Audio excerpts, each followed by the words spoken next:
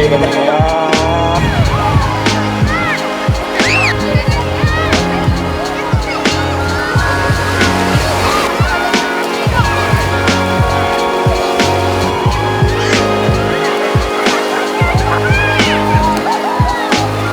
yang ada di sini juga menggunakan masker, dan juga di dalam pedagang-pedagang sudah menyediakan tempat cuci tangan, dan para pedagang pun menggunakan masker.